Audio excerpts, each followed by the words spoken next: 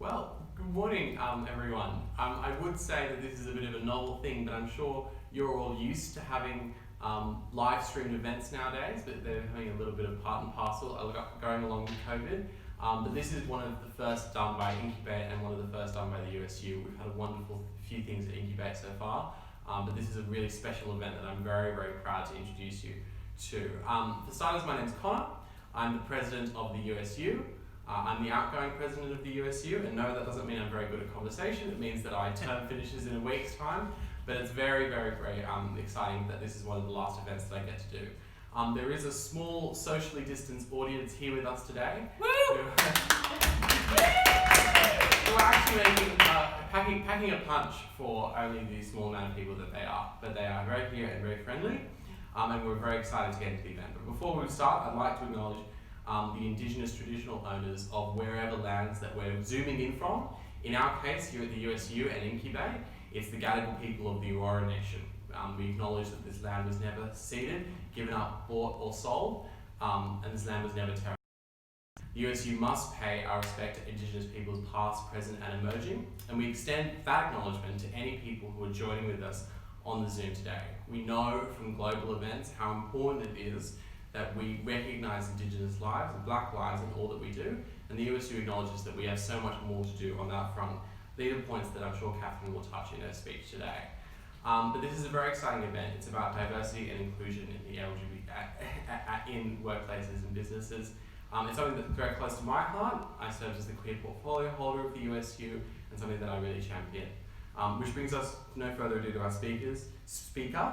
Just before we get onto that, I will just say that if you have any questions throughout the entire presentation today, you can pop it in the chat, which is just there, I believe. It's on YouTube, so just pop it in the chat and you'll be able to say and submit your questions. But without further ado, our speaker has been a long-time advocate for LGBTI people in Australia and specifically in Sydney.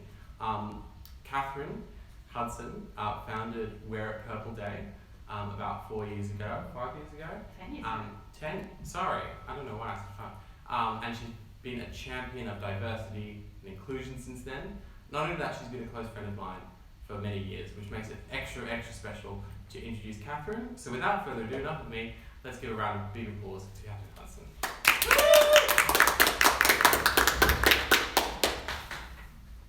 Thanks, Connor. It's great to see you again. We have a lot to learn from Black Lives Matter. American police violence towards Black people is abhorrent, and Australian Indigenous deaths in custody are just wrong. The sheer enormity of these often unseen injustices can be overwhelming. Yet Black Lives Matter took a tragedy in the US and has used it as a catalyst for change, because overwhelmed is not a productive emotion. There is so much we can do. We can donate our time to Black Lives Matter rallies here. We can donate to organisations like the Indigenous Literacy Foundation, or partner with groups like the Australian Indigenous Mentoring Experience. We can buy and, more importantly, read books by Australian Indigenous authors. We can research the genocide in this country. We can join the call for Indigenous recognition in the Constitution. It's time for new and old Australians to show up for the first Australians. There's not enough time to feel overwhelmed. Australia's response to Black Lives Matter has heightened focus on inclusion and diversity in business, the arts and government. Too often, inclusion and diversity is just a motherhood statement on a company's website, which bears very little relationship to the actual culture or what goes on there. It's the social version of the workplace first aid kit, pinned up on the wall for everyone to see, but most of us forget it's there unless there's a crisis. At the same time, the economic dude bro company culture is over. The cigars are forgotten. The strip club has done its final tease. Both new and old companies are now trying to bridge the divide between the Wolf of Wall Street past and the triple bottom line future, which cares about people and the planet as well as profit. And to do that, you have to do diversity. You have to do inclusion. And you have to do it well. So, what mean by diversity? Because diversity is in. Diversity is great. Everyone wants diversity now. The only problem is not everyone knows what diversity is or even looks like. When I say diversity, we often think of a picture in the HR department of a woman, someone in a headscarf, someone who looks a bit gay, someone in a wheelchair, holding hands together under a nice yet pretty predictable slogan. But that's not diversity. That's tokenism. This approach treats diversity as a numbers game, where a business just needs to have enough licorice all sorts of diverse people to have a good culture. But we are not on Noah's Ark, people. Lesbians are not boarding 2 by 2. The numbers game approach to diversity divides people into 2 categories, diverse and not diverse. And this division can further marginalise people who have often already experienced discrimination. Often the pressure for diversity is placed on those who we label as diverse, which is akin to expecting the one trans guy in the IT department to solve the entirety of transphobia. In addition, this approach can essentialise people to what makes them different. A colleague may be Muslim, but they could also be great at meeting deadlines, have terrible handwriting, a passion for hip-hop, and a secret interest in Jane Austen. But if we reduce people to just what makes them diverse or different, we don't see all of that. We just see him as the Muslim. Diversity should include everyone, but the definition of who is diverse is often very narrow. For example, we may see a wheelchair user as diverse and worthy of workplace adjustments. But too often, too many businesses are not as ready to include people with cognitive disabilities or mental health issues. Why is one person's diversity worth more than someone else's? When we categorise people as diverse, society often fashions them with a limited range of social roles or costumes. They can be heroes or they can be losers. When our media labels people with disabilities as dole bludgers or Indigenous people as vagrants, this permeates our business culture as well. For example, affirmative action is a very effective positive hiring tool that can increase the ranges of voices in a company so that a company starts to reflect all the people outside its doors, not just who the people inside its doors went to school with. Yet, if the company culture remains that diverse people are just victims who think that society owes them a living, this is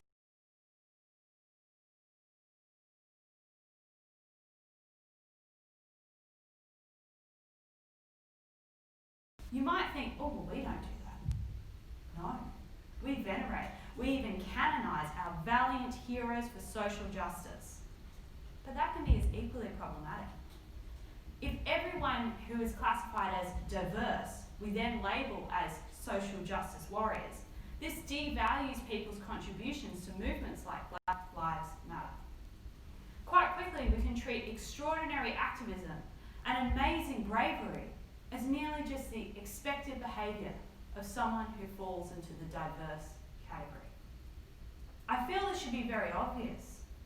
People who are gay, people who are Muslim, people who are disabled, even women, aren't passion projects of the intellectual left. They are just people. And people are messy. People are complex, people are confusing, and people are annoying as hell some of the time. And that is the gloriousness of humanity.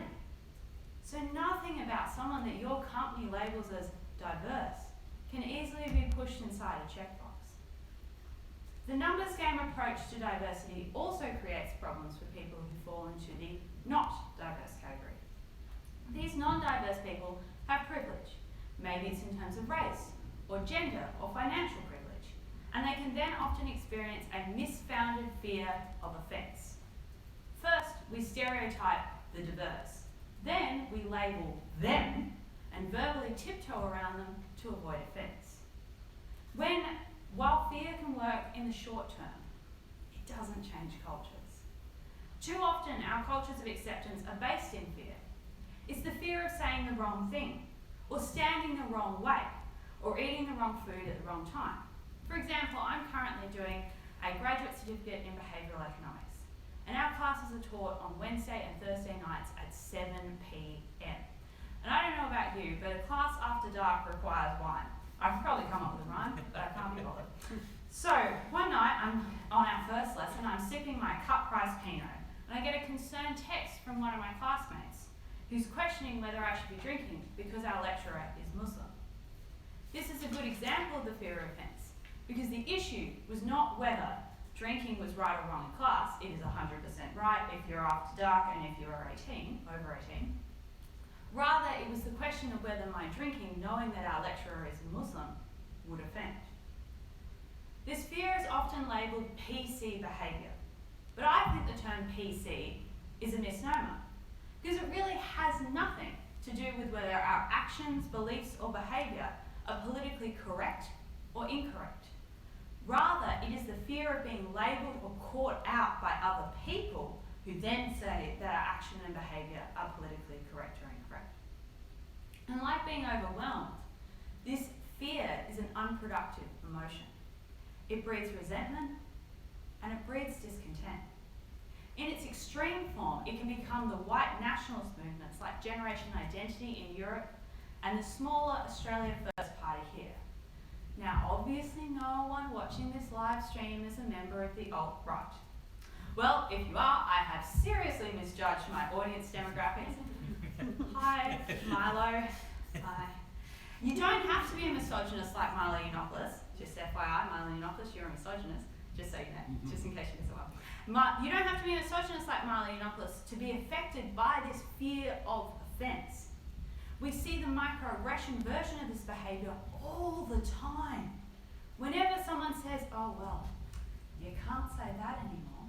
Or someone says, well, it's not very PC, but it indicates a discomfort. It indicates that these people may not fully accept the person they're talking about that we've labelled as diverse. Rather, they just don't want to offend.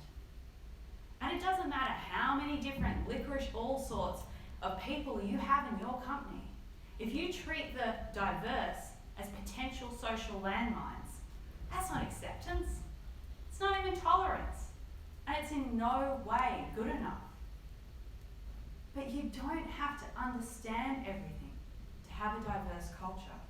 You don't need to know every language, every cultural symbol, every cultural form of dress. You just need to treat people as human, not as saints or villains, not as a potential PR crisis waiting to happen, but as human. It is that hard and that fundamentally simple. So if we have diversity, how do we do inclusion? Well, there are two key parts to an inclusive culture for a business, at least in my view. First is the external projection of inclusion, and second is the internal practice of inclusion. So let's start with external projection. Our first introduction to inclusion is often through low-budget anti-bullying films in primary school PE. People of my generation would remember the He's Got Issues campaign. We then graduate to American high school films, which teach us to stick up for people, and that the conventionally attractive guy or girl at our high school is 100% secretly in love with us. In our adult lives, both businesses and individuals show our support for inclusion through public actions. We post black tiles to Instagram. We buy rainbow merch in June for Pride. We buy red merch in December for World AIDS Day. And we call out bad behaviour on social media, especially when it's committed by someone with power like a celebrity. And we should do all these things. These things are great. They're very good actions. The issue is, this is where many companies and individuals stop. It's great. So many companies want to do good now. The issue is that too often this good doing is seasonal or reactive. And if the infamous Pepsi commercial with Kendall Jenner has taught us anything, you know, the one which plagiarized Black Lives Matter? That one? Yeah. If that has taught us anything, it's that activists as well as the general public know when a movement is being co-opted for an inclusion photo op. Now, business support of charities and movements can be really good. Take an example. Let's look at Absolute Vodka. Absolute has supported LGBTIQ causes and movements for over 35 years.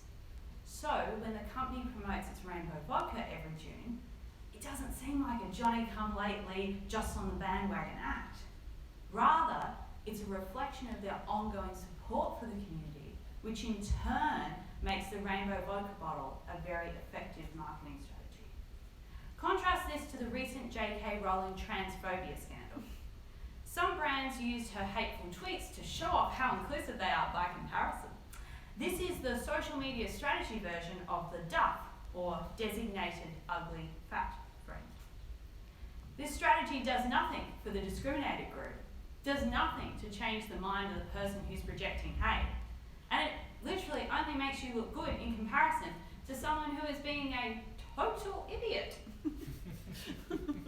There are so many more ways to project an image of inclusivity for a business, and many of them don't just involve writing a check.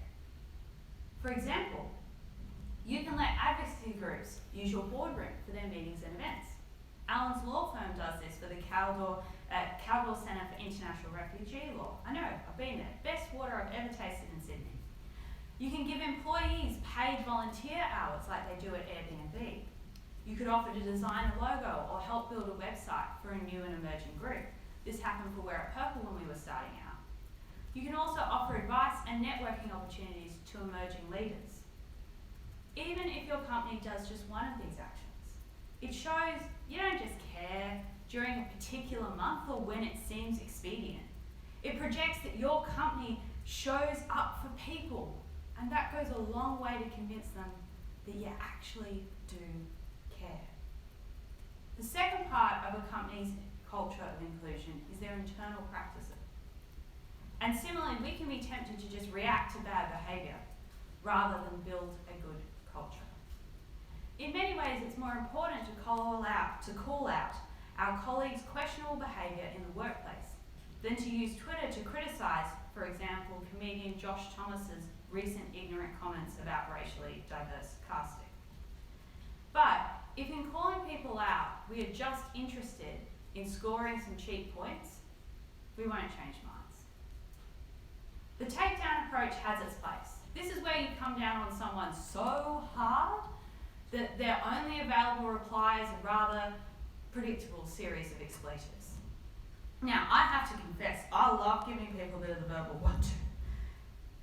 And if someone is slightly homophobic, sexist, racist, ableist, financialist, any ist or alt-phobia at a party, I will come down on them so hard, I will mount a full frontal assault. Now, does this change anyone's opinions? No. Does this breed resentment? Yes. Was it fun? Also yes. But understand that no one has ever been called prejudiced, particularly at a social event in front of other people, and replied with, fair cop. I was a homophobic arsehole, but now you've humiliated me in front of my girlfriend and all of my soccer buddies. I see the error of my ways. Mea culpa. For sure, if you want to take someone down, go for it. I give it a 5-star review. But it's probably not the best strategy to use for colleagues, especially ones that you're going to continue working with. And understand that it won't change anyone's opinions or behaviour at all. Actually, because of the psychological effect called cognitive dissonance, a verbal beatdown is likely to further entrench someone's negative opinions and bad behaviour rather than change it. So what other options do we have apart from pummeling? Knowing pummeling's there, it's in the arsenal, it's there, you just don't always have to use it. We could use a guided conversation, which asks someone who has said some questionable things, done some questionable actions, why? Why do they believe that? And you would be surprised how effectively you can change people's minds on everything, from affirmative action to trans rights, if you just ask why they're against it. Because 9 times out of 10, it comes down to the fact they're either afraid or they don't understand. And both can be changed with a little information and a little education. Now, I realise this puts a lot onto the person guiding the conversation, and sometimes, hey, we don't have the mental bandwidth for that, and that's okay. I understand. But if you have a colleague who treats women like they're office ornaments, or a work friend who thinks Indigenous people get everything for free, it might be worth having a chat. Because chats do create change. Both of these strategies work on the one-on-one level. And if we want to build better companies and a better corporate culture overall, we need to work on a whole cultural level. This is what Wear It Purple has done so well. 10 years ago, a series of rainbow youth suicides in the US culminated in the death of Tyler Clementi, who was bullied into taking his own life. Now, understand the situation in Australia is not that much better. LGBTIQ young people are at far greater risk of mental illness, self-harm, and suicide than their heterosexual peers. So myself and a few friends started Wear It Purple. We knew that this rainbow youth alienation in our community wasn't right. And we knew as young people something had to be done. We decided one day, every year, we'd wear purple to show our support for our fellow rainbow youth. Young people might not realise how much support there is actually around them. There are other students. They could have a lesbian English teacher, likely to be a lesbian English teacher. They could have a lesbian teacher. They could have a maths teacher with 2 mums. Wear It Purple Day makes that support clear, it makes it visible, and it makes it obvious.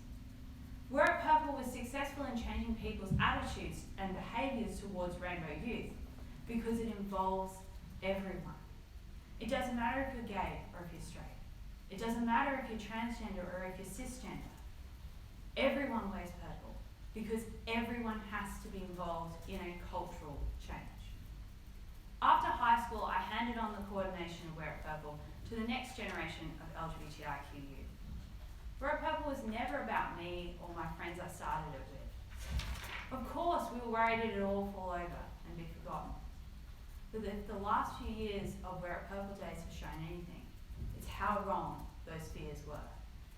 10 years after it began, the movement is still current and youth-focused.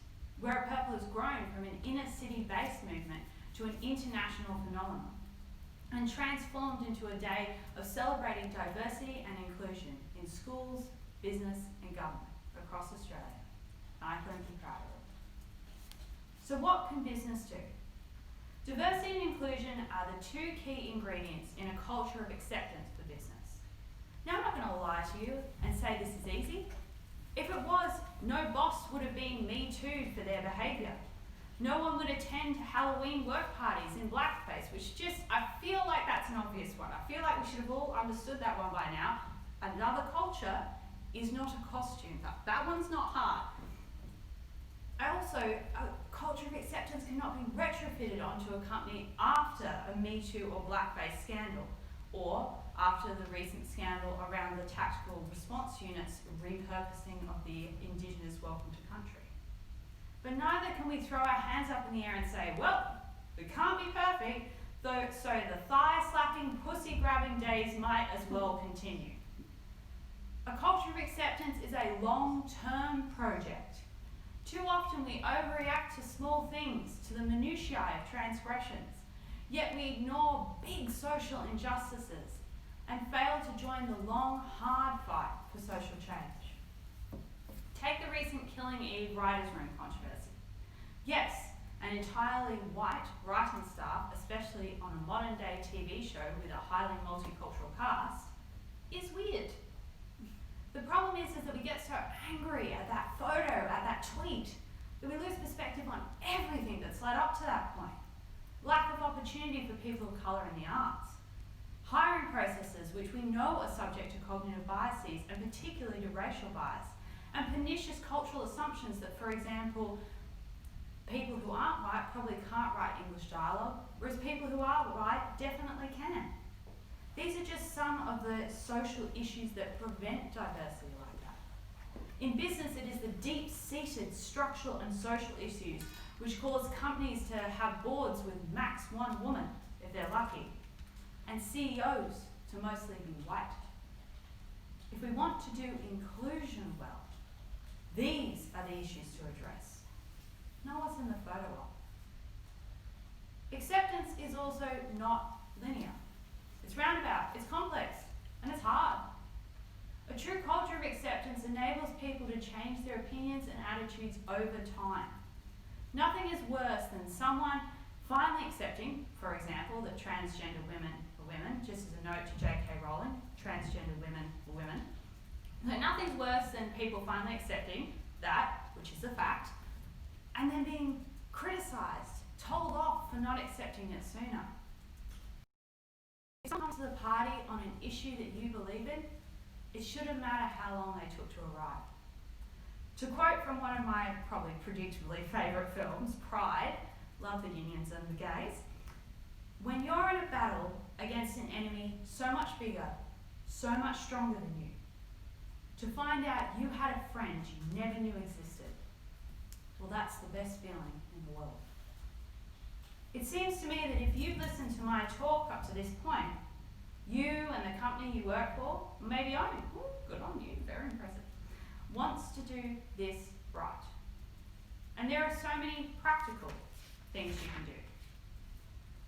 You can use blind hiring, like at the Commonwealth Bank, where a candidate's name, age, race, sex, gender, and other demographic markers are hidden during certain stages of the process. You can pair this with some affirmative action hiring, and you can also use affirmative action throughout other aspects of your company, such as nominating a range of people to committees, boards, and advisory groups. You can use poor behaviour and social errors as a learning opportunity, not a punishment opportunity, which brings people along on the journey to acceptance. It doesn't leave them at the bus stop on the side of the road. You can give money, infrastructure, and support to good causes. And you don't have to wait for a social media storm to start on an issue. You can lean on it. Lead by example. But you could have Googled that. See, what this really is all about, people, what it really all comes down to, is the fact that the era of pure profit seeking, regardless of cost, is over. Australians expect more from business now, and frankly, we deserve it. Thank you.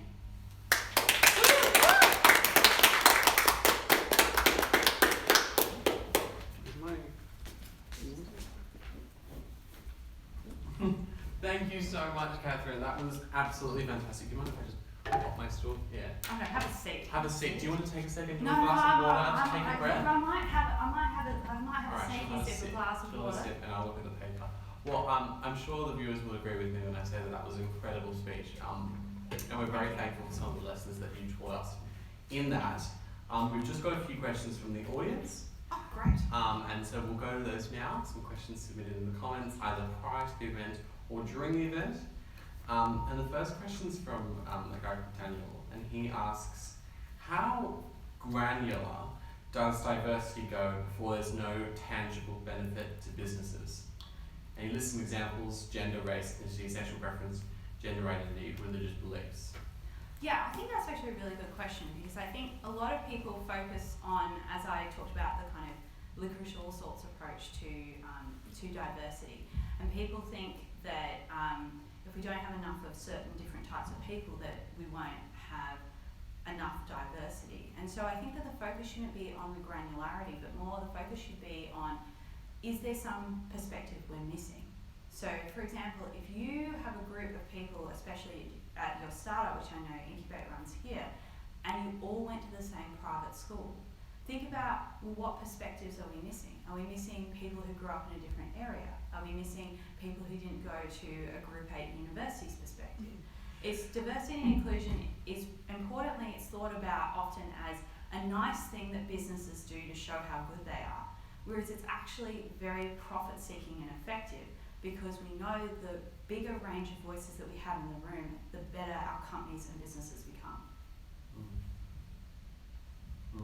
I think that's a really good point, and it's especially something, I mean, I'm sorry for talking about my own experiences when I'm supposed to just ask questions, but I'm studying law at the moment, and one of the constant criticisms is the fact that, you know, the best lawyers, the judges on the High Court, even if 3 out of 7 of them are now women, it's still not good that all of them went to the same schools, the same universities, the same upbringing. We need to have diversity in more than just the visible ways. Yeah, absolutely.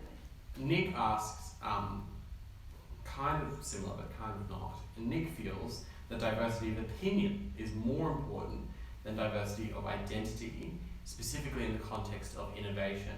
Do you agree or disagree? And are we trying to chase diversity of opinion or diversity of identity as a proxy for this?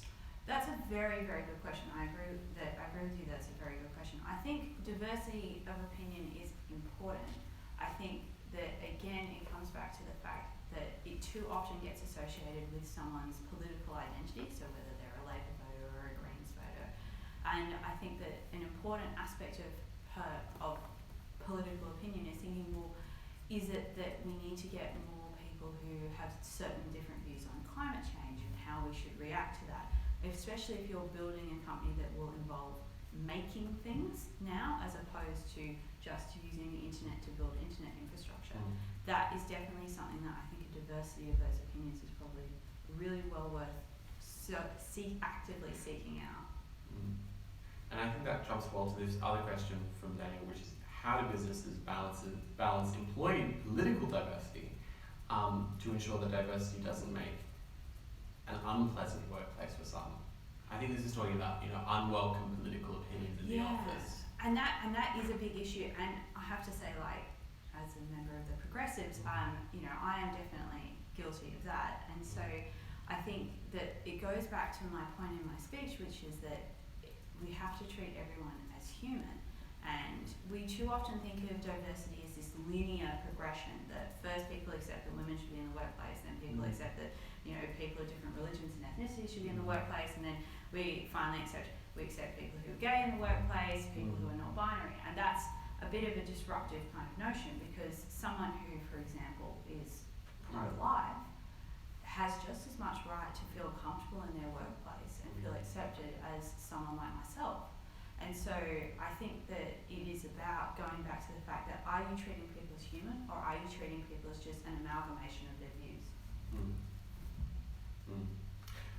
And I think we'll just go to a few more questions from the audience, but Travis asks, hiring a minority when they are less qualified, what makes that fair? And this is a common criticism. Yeah, this is a common criticism, especially of affirmative action. Yeah. I mean, it does come, I'm not a lawyer, obviously you are. Not yet. I didn't get the marks to get into University of Sydney Law. I did an arts degree. One of the ones that they're making very expensive now, trying to stop people doing. Hi, Scott. So I think that it's a balancing act. But qualifications, we talk about it being called the sheepskin effect, and they get more and more expensive, which means they get less and less accessible to those people who didn't go to the certain schools, who had a certain level of educated parents. And so it's more expanding what you mean by qualification. So for example, if you're hiring someone to work in your marketing team, they may not have gone to university, but if they have 15,000 followers on their Instagram, they have done marketing. They know how to do marketing, and that could be considered experience and a qualification in addition to whether they studied marketing at, for example, the University of Sydney. For our last question, I'll kind of just merge two questions together. Oh no, do it. Because they kind of sound like people who are trying to strive for diversity, but they see these roadblocks along the way. And the first one is they're worried that hiring people based on diversity is illegal, based on current hiring laws in Australia. And the other concern is that people in the office will see it as discriminatory to engage in affirmative action. So how would you respond to those kind of roadblocks along the journey? Well, I think the motherhood statement, but the first thing is to acknowledge that those roadblocks exist. But I think more importantly, it's what culture have you created in your workplace, which goes back to my comments on affirmative action, in that if you might have a great affirmative action program at your workplace, but if you simply will treat anyone who isn't white and male as an AA hire, it won't build a good culture. Because really then, who are you saying isn't an affirmative action thing? If you're claiming everyone who isn't white is an AA hire, everyone who's a woman is an AA hire, everyone with a disability. You're knocking off everyone. You're getting down to white, male, often private school. And it is tricky how to manage that, but it's setting those cultural expectations that you have hired someone for a reason that is to do with what they are contributing, their views and beliefs and opinions and life experience to a company, especially a new startup. And it's not just, necessarily what qualifications are. And they should definitely never be put into a position where they are viewed as the Indigenous hire, because that's never why you hire someone. You're not picking someone out of random and just saying, we'll take them because they look a bit diverse. You're picking someone because you think that they contribute to your culture in a positive way, and you have to set them up right, because otherwise they'll leave. And I think on that, I've been following this controversy with Josh Thomas recently, and Josh in the video says that it's difficult when you've got someone working at 7-Eleven because you don't know whether to hire someone who's subcontinental or not. But then the perfect criticism of that is the issue isn't actually the hiring of that character, it's the main character who walks into the 7-Eleven. Yes. Why isn't that a person of colour? Why does that have to be a white person? So you need to get to the stage where you're not putting people into boxes, but you're... Yeah, and too often, especially because we're both members of the LGBTIQ community, too often people who are black, people who are in the LGBTIQ community are the sideshow characters. And we still actually see very representation of us as leads. And whenever that does happen, we get all the awards. Everyone loves our shows, but they just don't make enough of them. Yeah. Well, that was great. That was a good bunch of questions. Yeah, do you have any final note? Maybe some of those TV recommendations for us to watch at home, or some final notes before we finish off? Look, I think that the final takeaway that's really important for everyone who's decided to tune into this live stream today is that you don't need to worry about being perfect. You're gonna mess it up, 100%. And if perfect is your goal, you're always gonna fail at it.